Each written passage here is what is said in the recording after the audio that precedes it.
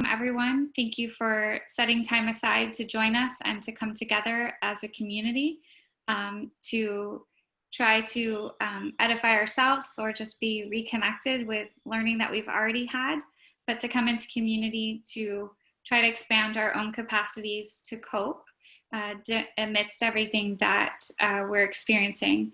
I'm just wanting to welcome again and get started.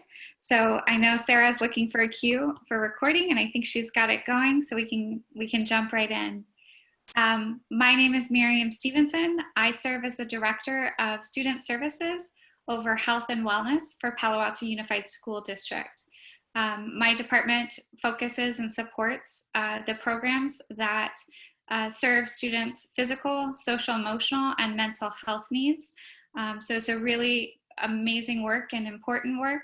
And we have everything from district nurses to therapists to school counselors. That is the team that makes up that hub of support for our students. In addition to that, we partner, like today, with parents and community organizations to try to build out our upstream education, especially in support of adults, so that we can support our students. And today's workshop and this 3-part series has really been a result of that partnership and collaboration as a community.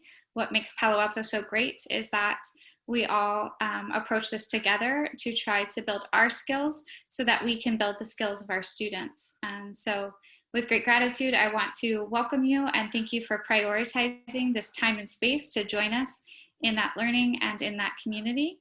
I want to also thank our partner, Acknowledge Alliance, who Dr. Selvakumar is here today to present for us. I'll give you a little bit of context for Acknowledge Alliance so you can understand the work that they do and how they contribute to the resilience in our community, and also understand how you can connect with them and we can utilize them as support. Before I jump into that, I want to also introduce our other people here. So with us today, you'll see Betty Loomis smiling at you above. I think she might have to speak in order for any volume or you to see her. Betty Loomis is our department support. So she's a lot of the reason why this workshop came to be. She makes everything happen. And also she's a parent in the community and really a great resource in terms of how to support our students and our children in their own resiliency. So Betty's here, and if you need anything, she's a great point of contact and follow-up. You will receive the resources, the video recording after today. But if you do have any questions, Betty's a great contact, as is our next panelist, which a great partner and PTA representative. I'd like to welcome Indira Selvakumar Swami. She is a long-standing parent of an elementary student at Hoover and now a JLS student, so middle school. She's working her way through our system. And as she does that, she has been serving to support basically all initiatives, social, emotional. She's served on our district committee. She is our liaison with Project Cornerstone. And she is actively seeking parents who want to know what's happening in terms of social emotional learning, as well as want to be a part at furthering the efforts at our schools and in our community. So she is a great champion, and she is serving as the chair for the PTA, the executive cabinet, or at the executive level for social emotional learning. So great resource and important contact point. With that, I want to shift to explaining Acknowledge Alliance and the role that they have in our community.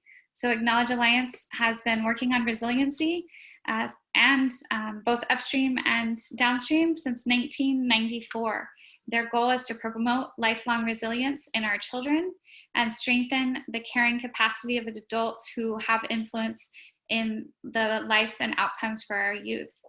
They focus on prevention services and also provide guidance to adults on campus, including coaching, so that they can be more effective and have stronger coping skills so that they can support students. Acknowledge Alliance also provides intensive long-term services to high school students, as well as elementary, that address complex trauma, crisis intervention, and re-engagement. So all across the board, whether it's upstream prevention or downstream intervention, Acknowledge Alliance is committed to helping our youth be healthier. One big key component of that, they know, is the health of our adults and their own resiliency capacity. And so tonight's workshop is really founded with that in mind. Dr. Selvakumar is here today. She's a long-standing practitioner and licensed therapist, as serves as the Director of Resiliency and Consultation Program at Acknowledge Alliance, where she really oversees all of those programs I was describing for both San Mateo and Santa Clara County.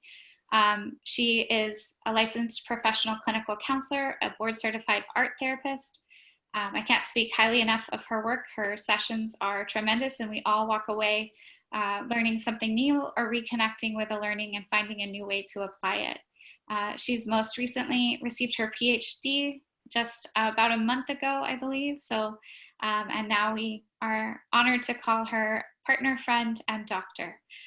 So with that, I'm going to turn this to Indira just to, one last thing I'm realizing I'm not doing all my housekeeping items. Before I turn it to Indira, I wanted to make sure that you all hear that the resources and the video will be emailed to our participants.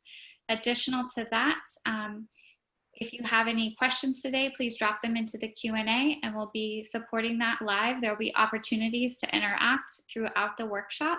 And the last piece is, while today's learning is really focused on adults and our own awareness and resiliency, we as a district are offering a support to adults working with their kids over the summer around social emotional skills. And that's available to our families from kindergarten through 8th grade.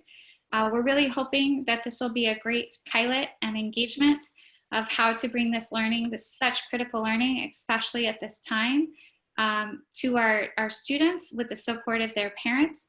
And we would really love participation and, most importantly, feedback as we try to test different mediums in this new remote learning space, and try to get these essential learning out to our students and to families to help them cope with all of the uncertainty that we're experiencing. That will be available to all families, and you'll receive a message through Schoology. I just highly encourage you to look for that and to poke around and see what's helpful. There will be live synchronized moments as well as non-synchronized moments. And the district is really just inviting parents for their feedback so that we can apply that feedback into how we evolve our social emotional learning program in this new space with the COVID closures. With that, I'll turn it to Indira, and really thank you for being here today. Thank you, Mariam, for that wonderful, wonderful introduction. Thank you, actually, to you and Betty and your team for coming up with this webinar idea. PTAC, or Palo Alto Council of PTAs, is always happy to partner, support, collaborate, and help PAUSD in all their efforts for student well-being. I thank all parents today who have joined us. It's very important. Social and emotional skills are very important for children, not just to complete school or to go through school or to complete their college education, but it also prepares them for life and all and the challenges they face and how they turn out to be and thrive as a successful adult. And given this uncertain times, it makes it more relevant that we focus on certain building certain skills in our children and ourselves as well, to go through this uncertain times. So I thank parents for making the time today and joining us on this last part of this 3-part webinar. And like Mariam said, all the registrants will be having access to the videos and the material links, presentation links, not just for this one, but as well as for the first and the second part as well. I thank Sarah for putting this presentation together and for helping us all learn how to build this very important non-cognitive skill of resilience in us. This is one skill which helps us to have the ability to face stresses, challenges, setbacks, crises, an array of hardships that comes our way. Without any further ado, I request Sarah to take us through the last session, and I hope all parents can enjoy and participate in this session. Thank you. Thank you so much, Indira, and thank you, Mariam and Betty, for your continued partnership. I was just thinking a little bit about our work with Palo Alto Unified over the years, and the name of our organization, Acknowledge Alliance, came from some of these ideas of really being able to acknowledge. We want people to acknowledge what they're feeling, how things are going, their connections with each other. And then we also have this alliance. Our work is really dependent upon working with others and working collaboratively. And so we have this great alliance with Palo Alto Unified, and it's just been such a pleasure to work with Mariam, Betty, and Indira on this series. And I'm a little sad that we're ending today with our connections, but hopefully we'll do some more in the future. I also really want to just start off by saying I'm so grateful for everyone who's joining us live during the webinar. It's just remarkable that you're here. It's July 2nd. I think in any other year, everyone would just completely have turned off their brains from school and being connected. So I really appreciate everyone who's joining us live, and also everyone who's able to watch this later. As Indira said, this is a really important part of moving forward, and I hope some of the pieces that I'm sharing about resilience will be helpful for you. I'm going to challenge Indira to no longer say that resilience and SEL is a non-cognitive skill, because we actually know that emotions and learning are so connected. So that sometimes people talk about these things as soft skills or non-cognitive, and really it couldn't be further from the truth, that we're using our whole mind, body with all of these pieces, and we can only get to that level of academic success if we're really integrating everything into from our emotional and our embodied selves. So just a technical thing that I'll catch up with her later on. So to get started, let's do a quick poll. It seems like we are getting a good range of participants. And if you don't mind answering, just letting us know right now what grade level your children are in, elementary, middle, or high school, and choose as many as you need. I'll give everyone just a couple more seconds to vote. We have a good majority. Okay, great. So here we go in the poll, and then, so this time we actually have a few more elementary school parents. I think the last couple times we've had more high school and middle school. So thank you for that. And then let's do our second poll.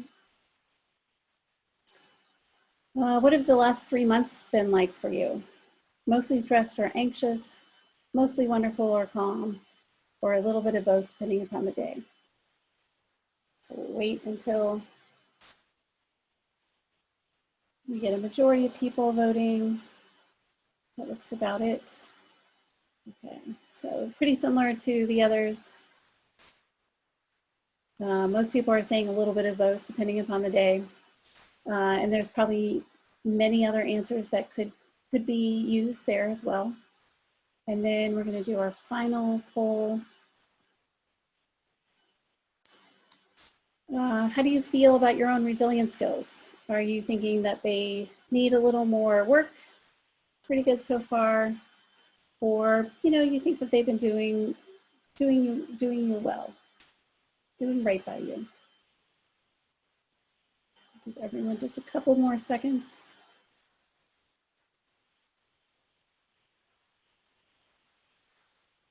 Okay, great. And here we go.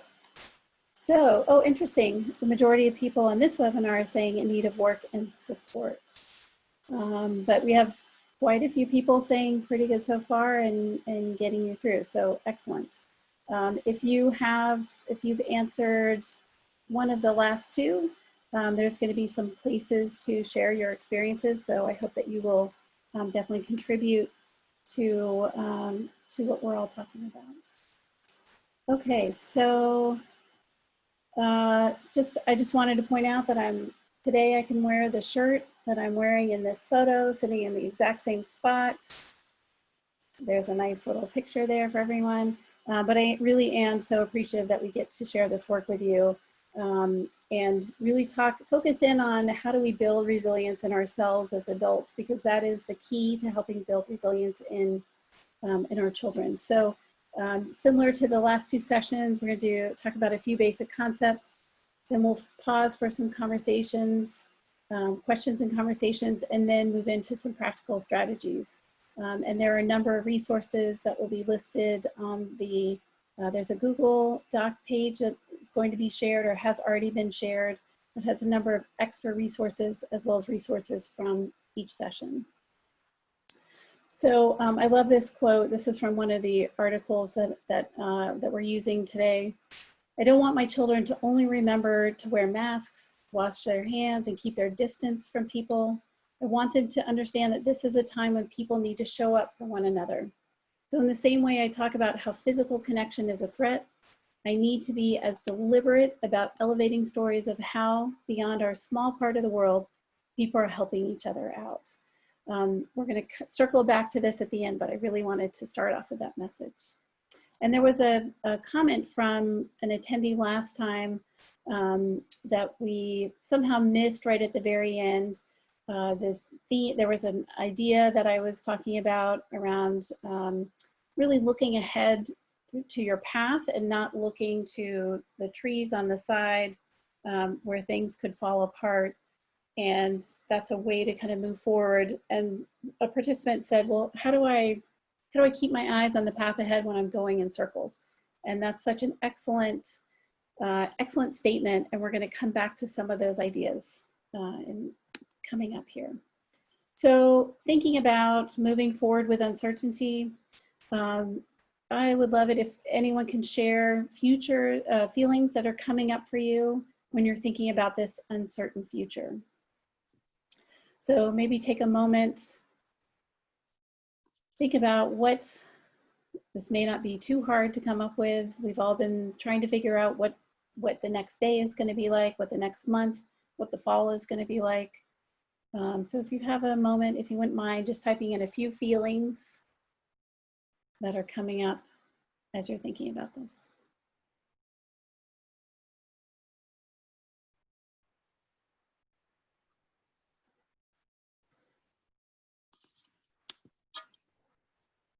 And so Sarah, I'm going to just chime in what I'm seeing in the Q&A as it comes up.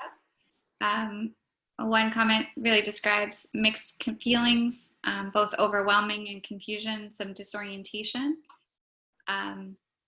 The apprehension of not knowing what school will look like, what it will feel like, what it will be. I expect as well, it's not here, but I can speak a lot of fatigue in trying to navigate that uncertainty also, and the what ifs that can create.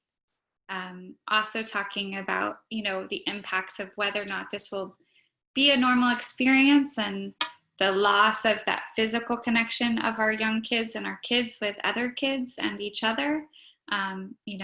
Really breaks my heart, this comment from a parent around sad that he can't hug his friends, and that loss of connection and kinesthetic, which so many of us need. And then similar patterns, again, anxiety, fatigue, decision fatigue, uncertainty, and then some excitement and hope and holding these very different, and sometimes we think that they're polar, very opposite, but these very complex and different feelings. So the same patterns of kind of confusion, frustration, fatigue, and I know there's a little bit of the lag with the Zoom, so I'll just wait here for a second. And they're very real feelings of the instability of our ability to support our children, both emotionally and financially. I think that's so critical is like, you know, how do we hold it together when we don't know necessarily what we're facing and if we won't be able to provide for even our basic needs. Wow, thank you. Thank you for those of you who responded. I mean, we're all holding on to a lot. We're all feeling a lot, and let's all just take a breath, because that's part of it. You know, really acknowledging the feelings is a way to help them. It's a way to help them move through our consciousness, our body. Sometimes they stay a little bit longer. We talk about in our SEL program, Project Resilience, we talk about feelings are like the weather. Sometimes they come and go. Sometimes they're brief. Sometimes they stay a little bit, they stay for a lot long, you know, more long, what am I trying to say? A lot longer than we'd like. But really to be able to acknowledge them, and the more that we can acknowledge those feelings, the better we're going to be able to manage those feelings. So I really appreciate everyone who shared a feeling in there. Okay, so, and that's going to be part of what we're going to be talking about today too, is what's happening with this, with all of these feelings. And last week I shared the results of a pre-published survey that looked at and surveyed adults, a representative sample in the US, about how they were faring.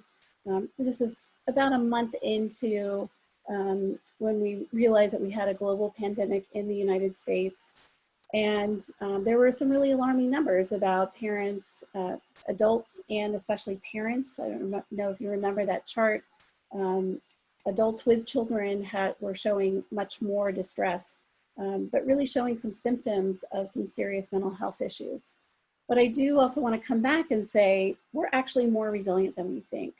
Most people don't realize how much resilience they have in them. This is an innate capacity that we all have. We don't know that we have it until we're in a really challenging situation. So in some ways, this is the opportunity to realize that that you do have this resilience. When scientists and researchers survey people about their emotions, especially in the middle of some kind of disaster, either man-made or natural disaster, those are poor predictors of lasting distress or of what may form into a mental health issue. Those take a long time, you know, usually 3 to 6 months to be seeing some of these symptoms. So even though it probably has felt like 100 years since we have all been staying at home, it's actually been a really short amount of time. So most people are bouncing back. People who are experiencing serious distress and already have some of these issues happening absolutely need more support and more care during this time. But most of us are actually going to bounce back. And I think that that's the great news that we know about how this works with natural disasters. We obviously don't know when we'll be able to reopen our schools, our communities. We don't know that yet, but we do know that people are already showing signs of being resilient. And I did want to put a little plug in here for the PAUSD website. There are a number of mental and physical health resources and ways to get connected. So if you or someone in your family is experiencing this really kind of elevated level of distress ongoing, there are many resources out here for you. So this is a great place to come back to.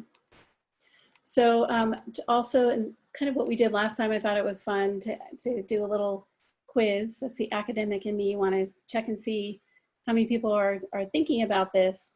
But I'm curious to know, there's an article that I've shared that lists four conditions that help children adapt well when they're involved in some kind of disaster, whether it's natural, like a hurricane, or man-made, like our pandemic, some kind of event of like a violence or shooting. So if you wouldn't mind, if you have some answers, type them into the Q&A. But think about what conditions will help children adapt well.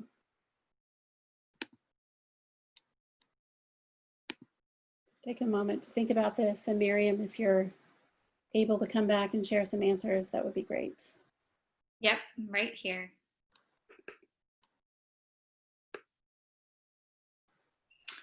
So a lot of commentary about the care of a loving adult and a stable family life.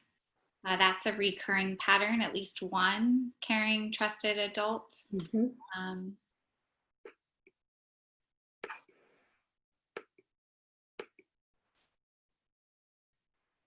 I personally think that any consistency that can be provided also helps kids adapt when they've lost their norm. Great. And Indira and Betty, if you want to chime in too, if you have any ideas.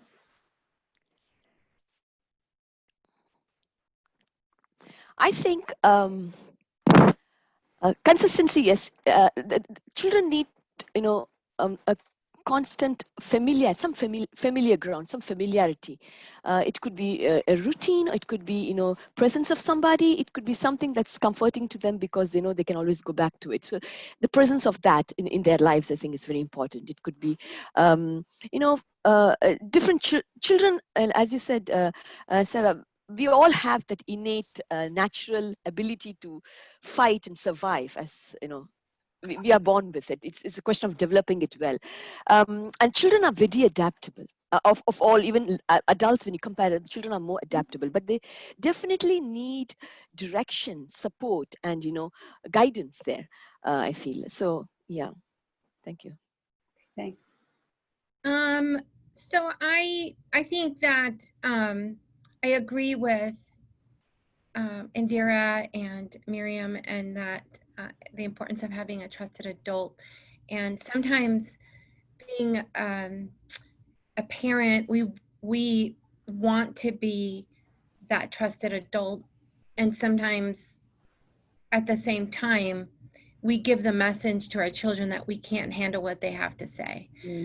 So I'm learning a lot, and learning that hearing them is crucial to giving them that safe space, allowing them to come to you, and not allowing, but at least giving them that sense that you are a trusted adult, that you won't be judging, that they're always looking for our approval. So validating what they're going through and feeling has been a tremendous help. It's not easy, because as a parent, I want to fix it for them.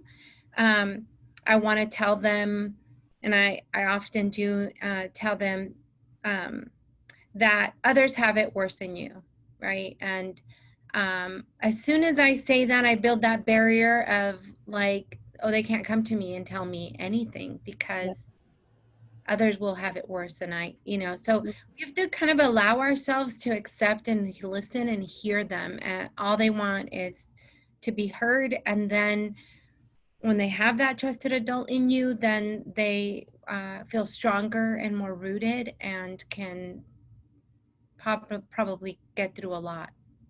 So that's my feeling on it. I want to add one more point. May I? Yeah. I also think how adults behave in the situation matters. The children get cues from them, especially younger one. I think across age groups, it doesn't matter which age group, the teenager as well. How adults respond to a situation, how they what they do is the first level that they automatically look up to, consciously and unconsciously. So I think that matters for them in their response, in helping them create the response when they are faced in a situation like that. Yeah. Great, thank you.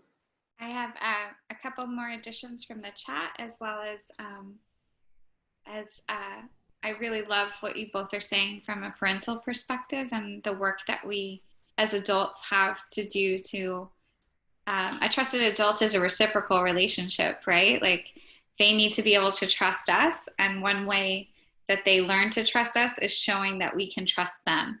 And often we demonstrate that we trust them in their development of strength by not, like Betty is saying, swooping in and trying to solve it or express our perspective on it.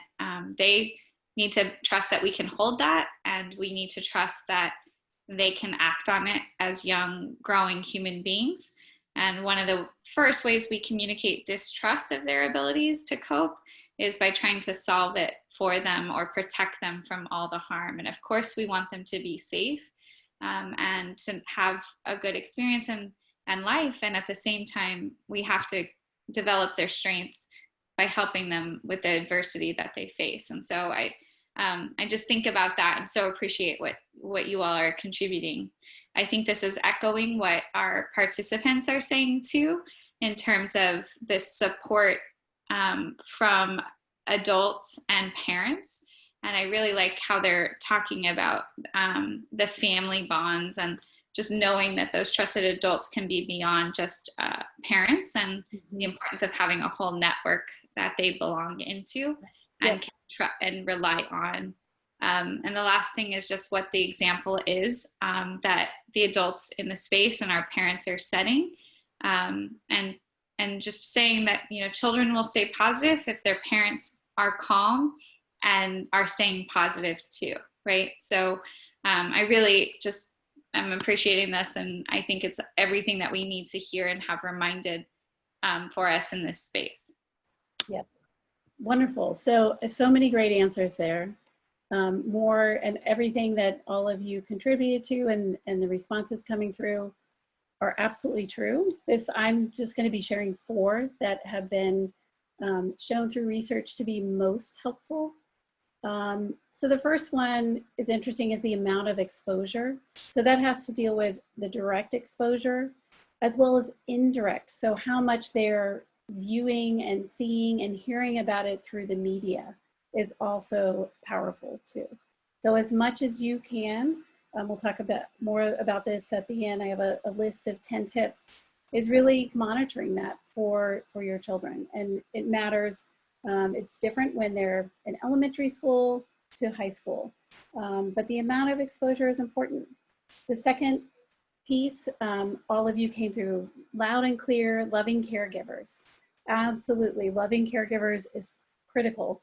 And some people we started touching on this at the end, calm caregivers. And Indira, this is what you were talking about too. If you are modeling this, if you are modeling calm, and I would add too, if you're modeling the behaviors that we all need to be doing to make sure that we are not spreading the pandemic and that we are taking care of each other, that calmness is really going to help children get through this. And the fourth piece was interesting to me. It says higher calling, or a connection to something greater than oneself. So it doesn't have to be a specific religious practice, but some kind of spiritual connection, or ways that you think about maybe even out in nature, and really being able to reflect as a family and with your children about this idea of that they're, you know, we are a small part of this great big world, and what that means for each other. So 2 perhaps surprising ones, but I was really happy to hear all of everyone's thoughts and suggestions for everything. And I wanted to come back to remind you a little bit about what we talked about in the first session about resilience. And there are a lot of people promoting resilience and what does it mean to pick yourself up and keep going. And I really want to emphasize that my definition of resilience is not, it's not focused in on the individual or individual characteristics that you have to do on your own. Resilience to me is all about the social environment, our community. Sometimes, you know, when we're thinking about how things are working today in our society, there's a lot of recognition for people who are being resilient, for our healthcare workers, for essential workers. But oftentimes it's a way of saying that they haven't gotten what they need to do the work and they're showing up and doing it anyway. So it's a piece that I, you know, really hope that you'll take with you, is thinking about what do we all need to be resilient. And sometimes that means more resources for our community and more resources for our community members to do the work that they need to do. Okay, so I'm going to pause right here before I get to some strategies and suggestions. See if there are any questions or comments coming up to take a little break? So far, no comments coming in. Okay. We did have one comment from previous contribution that we didn't get to honor yet, but also I think could fuel this conversation. And just talking about this, talking about our comfort with the uncertainty and the navigation of, this feeling stuck between difficult choices. And I think this is especially true for our parents who are contemplating options for, is it safe enough to send my young kids to school? And if I don't feel like it's safe enough, am I hurting them emotionally? Am I keeping them from things that are important to them? Mm-hmm. And so this challenge of, these are a rock and a hard place, no good answers, no good solutions, and kind of weighing, the risk of exposure versus the risk of not exposure to other human beings. And so, those are difficult times that we're facing in terms of the anxiety that that can create. Absolutely. I mean, I think that we're all trying to figure out, what does this look like? That's that uncertainty of looking towards the future. And I know, especially thinking about schools, most of the schools and school districts that Acknowledged Alliance works with, we've been talking about all of, sort of like these contingency plans. And what if it looks like this? What if it looks like that? What if it looks like this? And nobody knows. None of us know what that's going to look like. And how we manage that uncertainty, how we manage working through decisions is going to be really important, because you're modeling that for your children. And there's not going to be a good answer. No one's going to be able to make the answer for you except for you, for your family.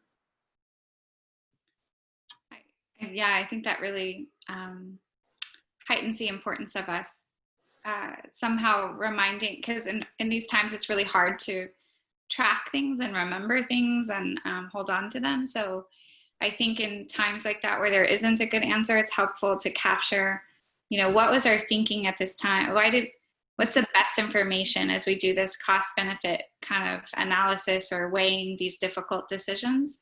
And, with the information at the time, just as a family, really knowing why we made this choice at this moment, and knowing that we could reevaluate that choice and kind of adjust as we're checking in to see if that's still serving the purpose that we had at that time, right? There's no perfect answer. And so just trying to know that we're doing the best we can with the information that we have in this moment. And then just trying to reconnect with, is what we are doing still serving that purpose? Thank you. Yes, thank you for adding that, because I think that we all need to remember that we can be flexible too. We can think about what decision needs to be made in the moment, and know that we can change those decisions moving forward. Okay, so I don't see anything else coming in. Let's move on to some strategies. So we talked about this in the last session, I believe, but I really want us to emphasize this idea that building resilience is also about remembering strengths. And so how do you really focus in on your own strengths? And how do you help to shift the, sort of the negativity bias of always thinking about what's wrong into, well, here's what you have going for you. Here are some things some character strengths that you already have, and here are maybe some that you want to work on for the future. And we talked a little bit about this. One of our exercises is to share the strengths in our classroom environment. We ask every student to identify a strength of their teacher, usually using this list that you see here from VIA character strengths. But one thing I wanted to do is model this part of it, to say that in terms of my collaborators on this series, Mariam, I know that you bring this amazing curiosity, as well as loving and kindness, your dedication to students and student mental health and student SEL health is really admirable. And I see that strength in you. And you're welcome. And Betty, what I see in you, I see this, you have this amazing organization that you bring to the work, as well as there's this courage that I see in you in terms of like, it's a combination of being brave and being honest, that you are who you are, and you're very genuine, you're very authentic. And I see that as a great strength in you. And Indira, I have to say, I feel like there needs to be a whole other category, because you have this zest, you have this enthusiasm, which I know is not just limited to our webinar series. It sounds like you really bring that when I hear, Mariam talk about all of your work with PAUSD and helping parents connect to resources and really thinking about how can we improve schools. There's that enthusiasm really comes through as definitely one of your strengths. Thank you.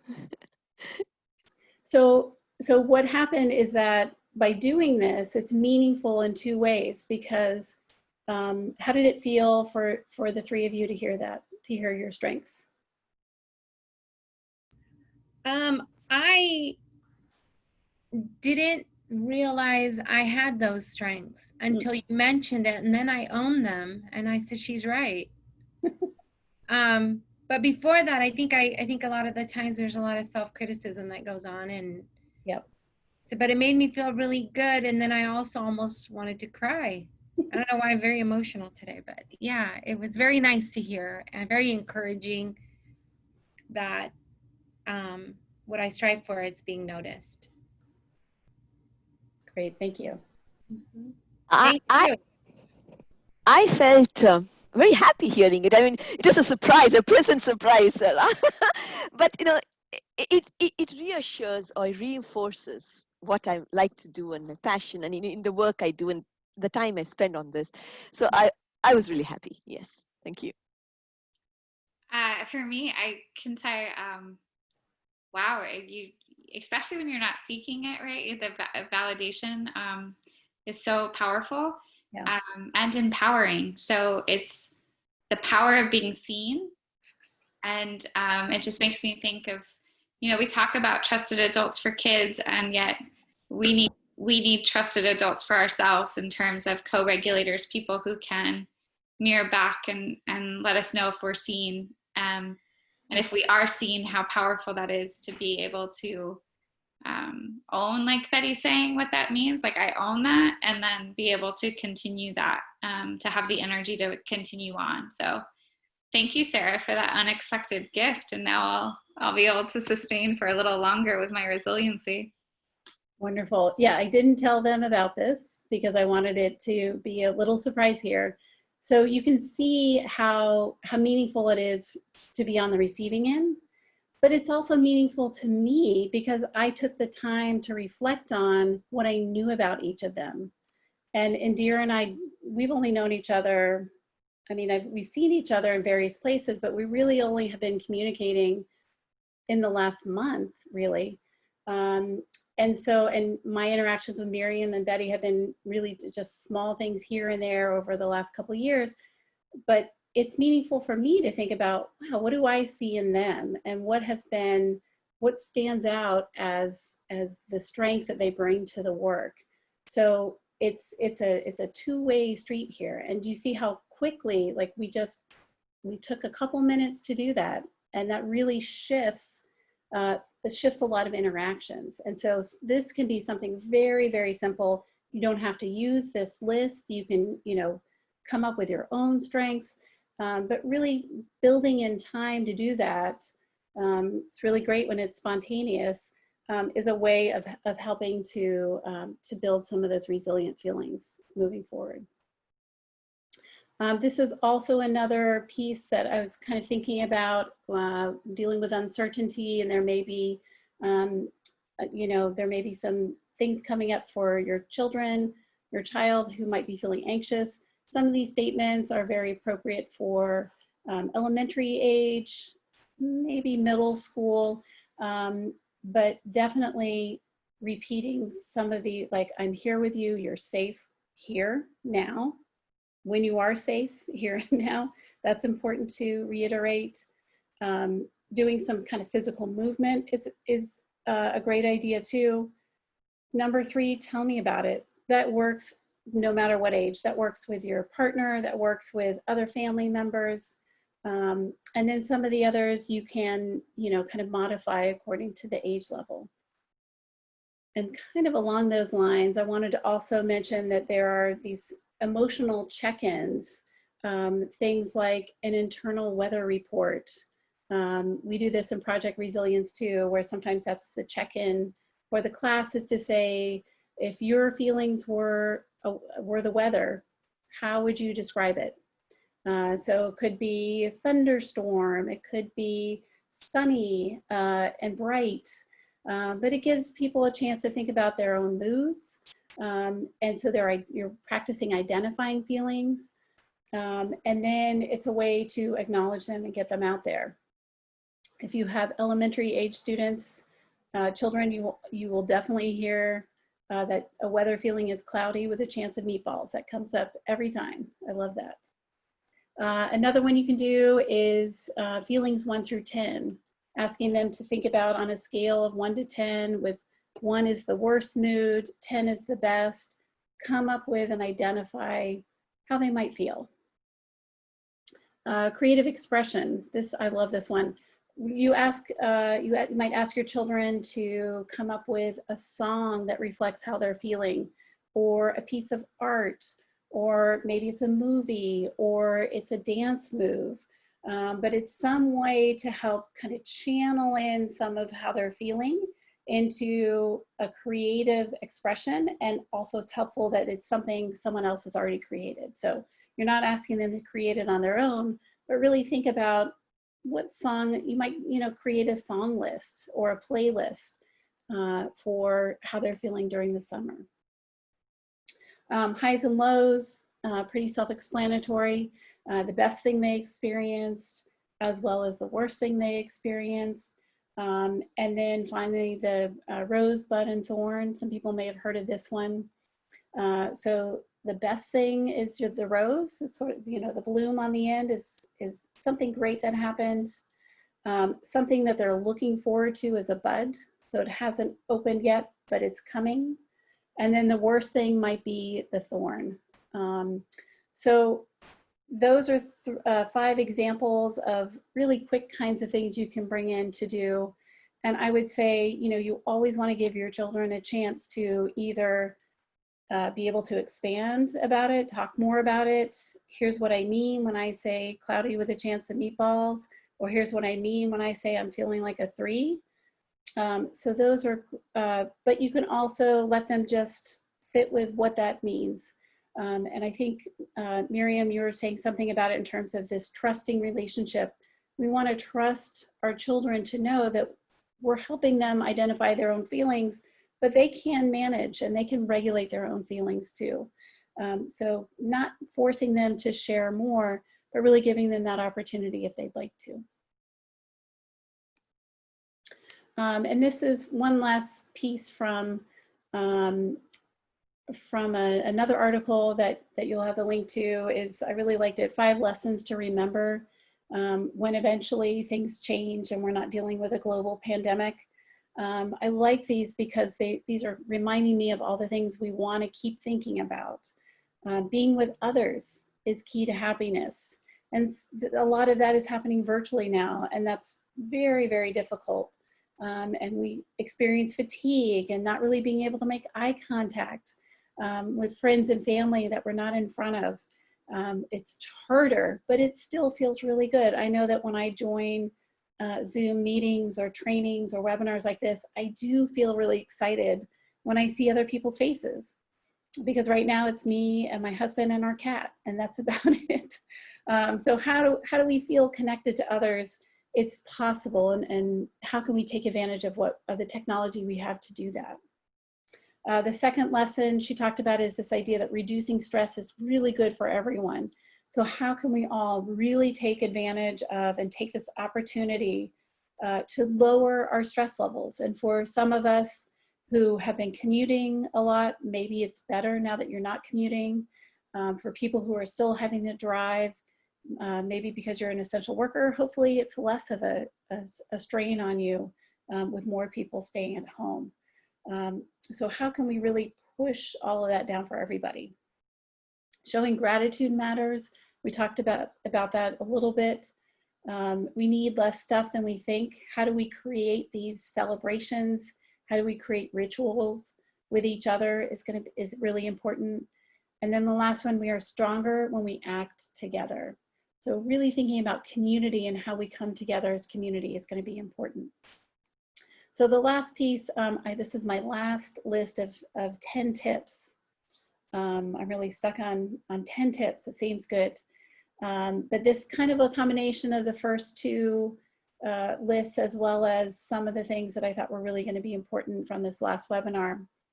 Just remember that we all have this capacity to be resilient. Number 2, tuning in and acknowledge feelings in yourself and your children.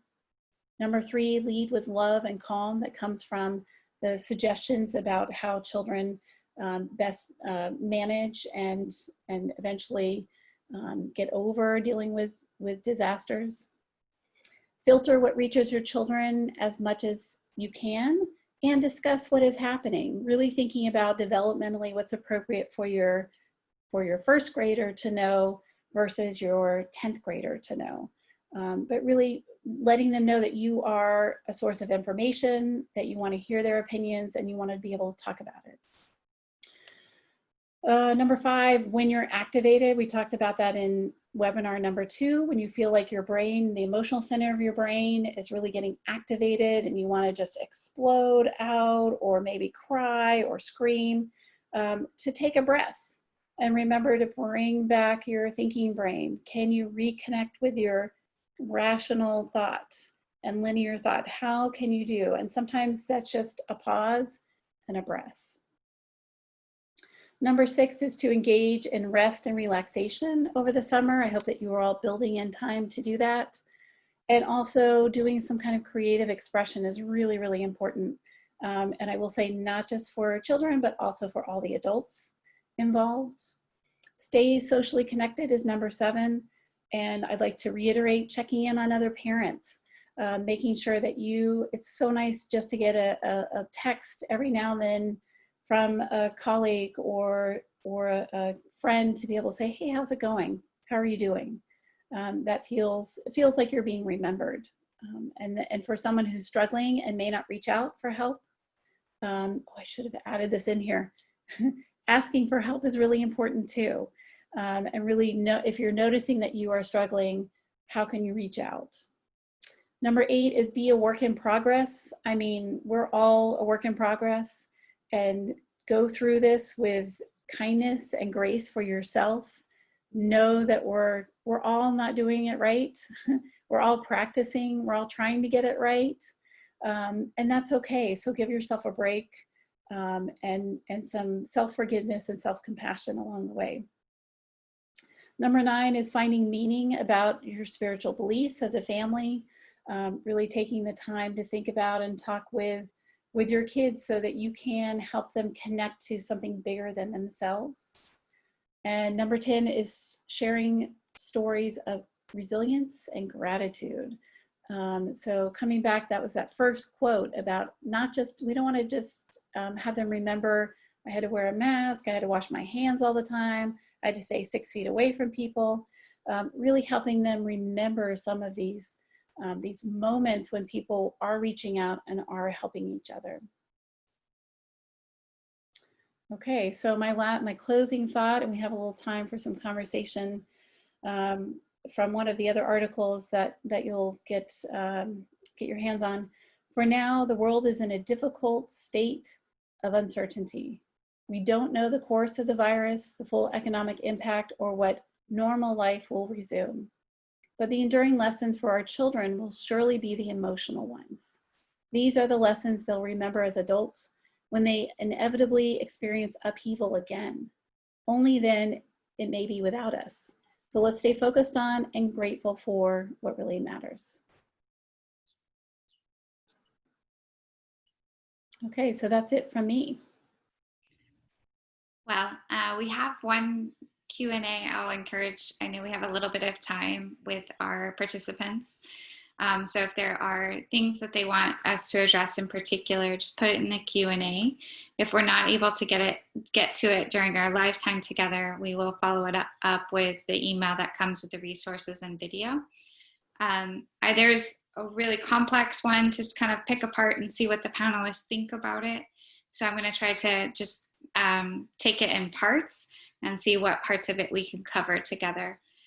So one of the questions asking for insight from our panelists is around how to deal with distance learning and the lethargy that can create. And so it talks about the tension of time with screen time and how to balance time with electronic devices and how to co-parent around limitations with that. Mm-hmm. I think understanding that we can't take it all away, especially now, and that's a part of our society and culture now, but how can we start to build in some balance with that helps with energy, productivity, and also helps families engage with each other in person, how to get them to interact.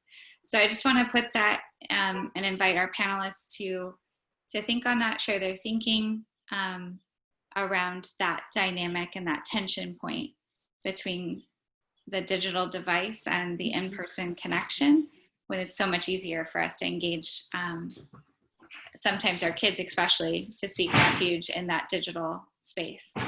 Yep. I'd love to hear thoughts from the entire panel before I jump in. I'll go first with my thoughts. Yes, this, the parent who has posted this it's a very realistic situation in many of us households, and it comes and goes in various times, but it does exist, especially in these trying times. It is important for the partner or spouse and yourself to be on the same page. I have, teenagers. I mean, a new teenager and a tweener, 11 and a 13-year-old.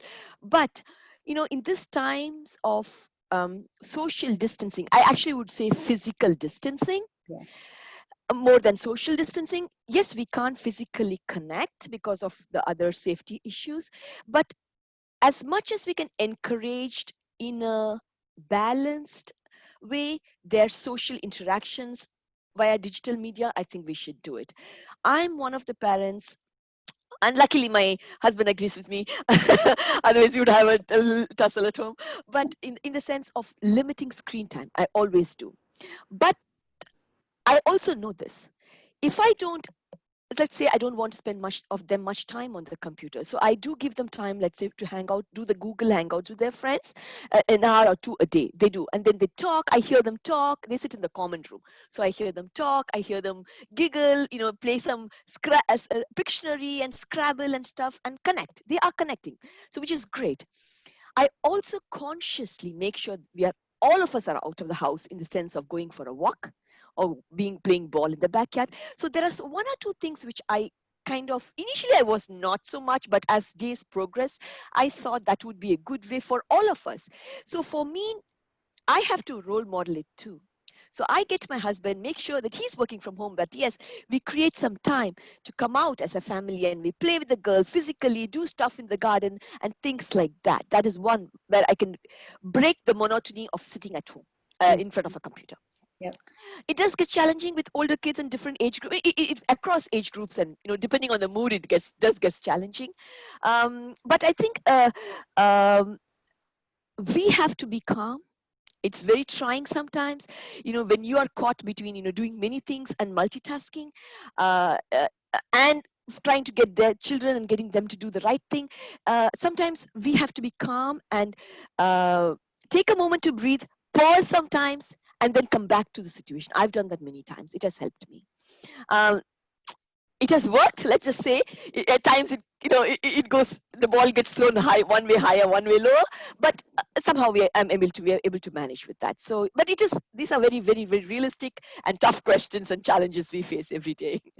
True. So that's my contribution today for this question. Thanks, Thank you. Indira. Thanks, Indira. Thank you. So that is a really, really tough balance to attain, to even try, especially if you have teenagers, because a lot of what they do and a lot of their socializing is involved with social media, and they do have their own group hangouts, and a lot of validation they get through social media. But I agree with everything Indira said, that you have to be on the same page with your spouse, or at least come to a middle ground. Yes. You can't, I don't think it'd be wise to try to battle. What we did for at the beginning of the closure as a family, we've never done family meetings on a regular basis, but during the closure, we all agreed that we would, how my husband and I agreed, first he and I talked about it, made sure that we were on the same page, or at least we came to an agreement about what we were going to discuss, and we had a family meeting about the expectations, and they were written out in a Google Doc, so that everyone had the ability to take a look if they needed reminders.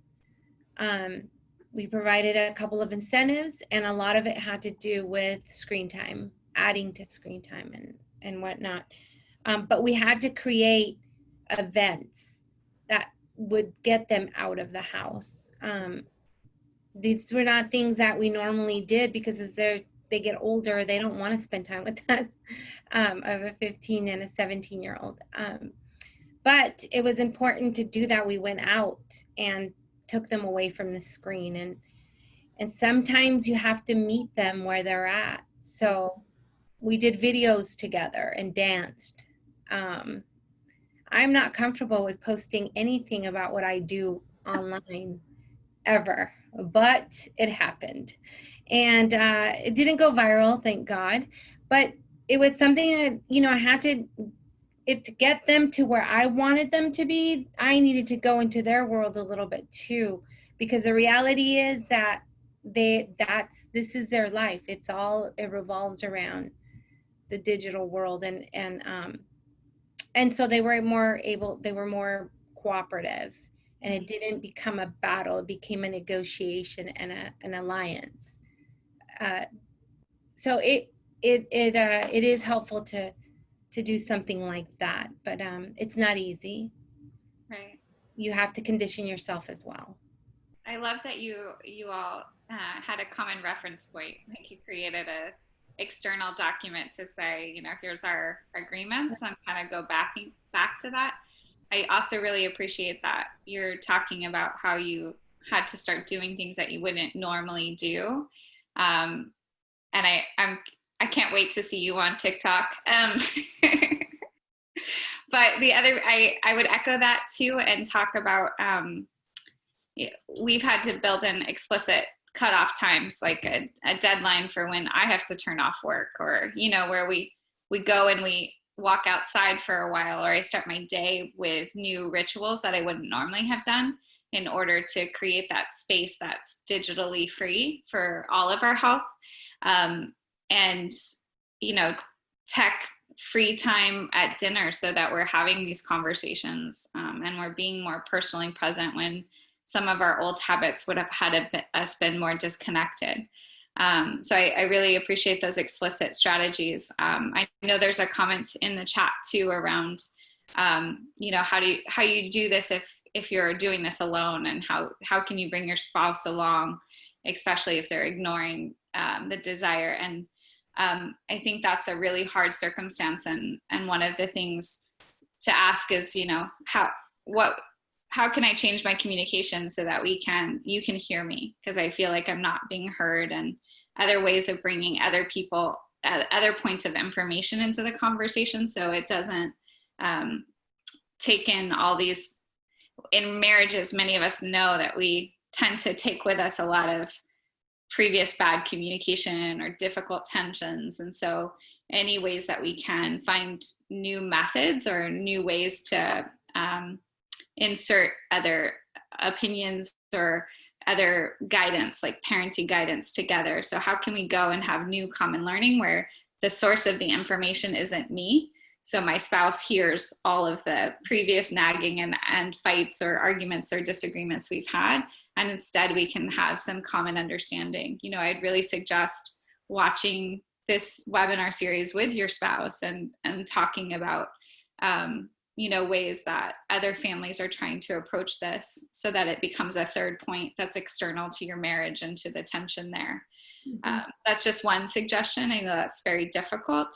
So just trying to give some hope and some new options for families that might have been navigating this for quite some time.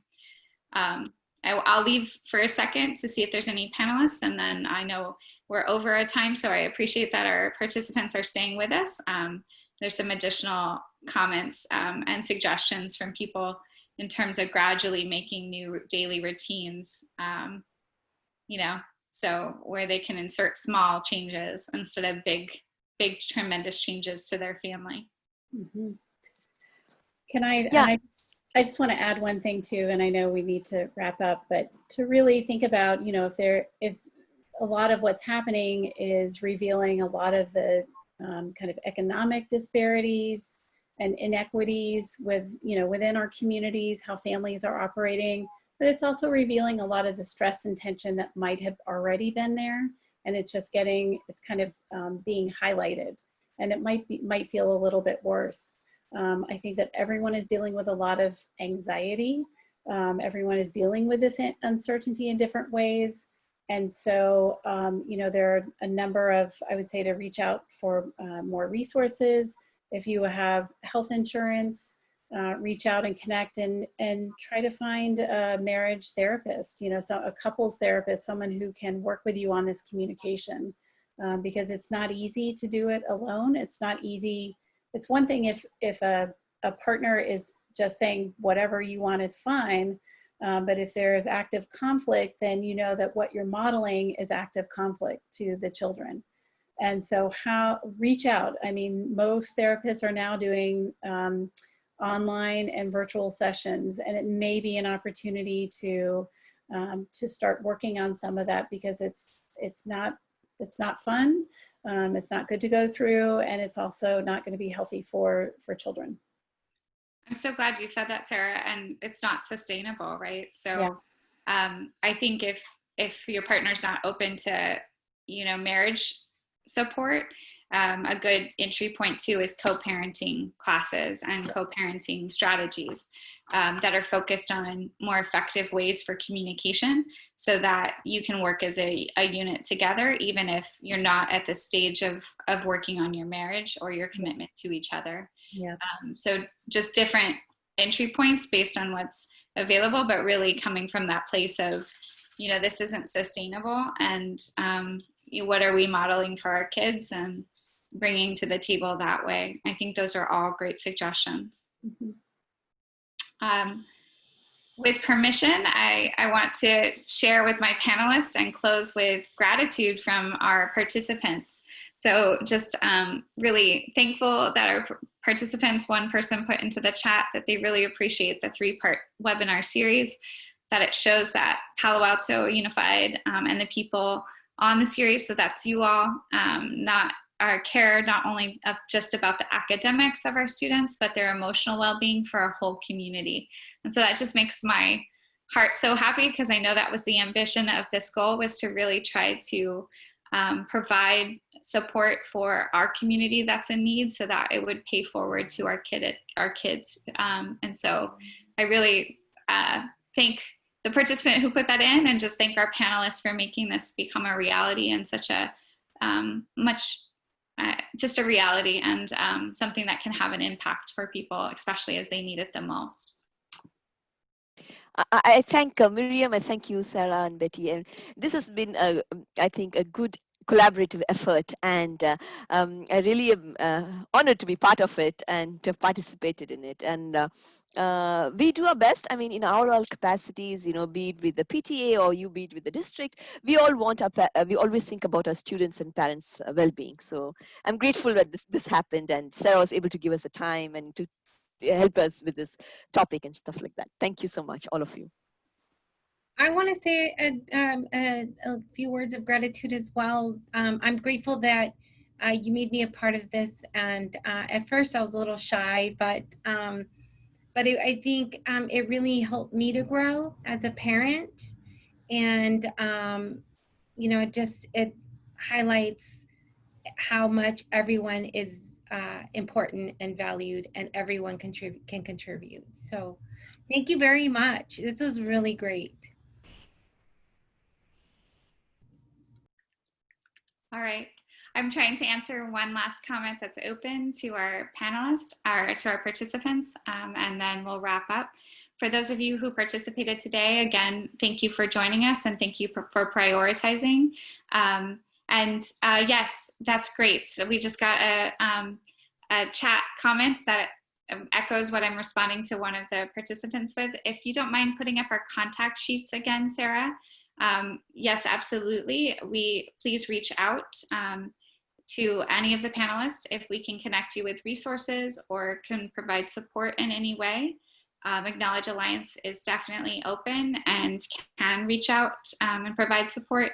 Additionally, I'm really thankful Sarah put up the district resources page. We've done a lot of work extensively on that recently and are keeping it live, whether it's economic support, whether it is mental health support, whether it is support for your child or yourself with substances, anything.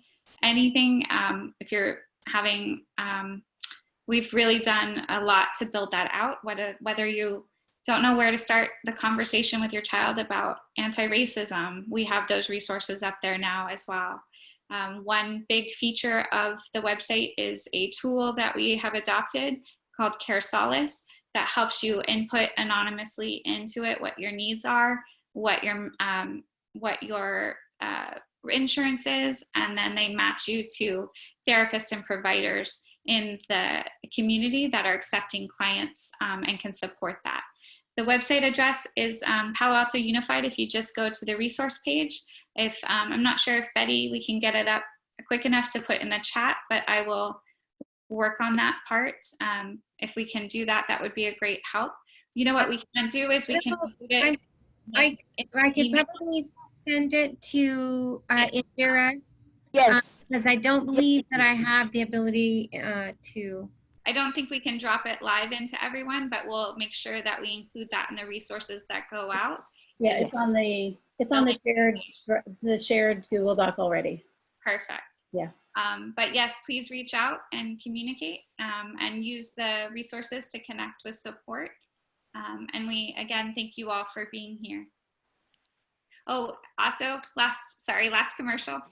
We will send a feedback for you as well, just to give feedback on how effective this was for you, what you would like to see in the future, just so that we can continue to work as a community to support each other through these very uncertain and difficult times. All right, goodbye everyone, thank you.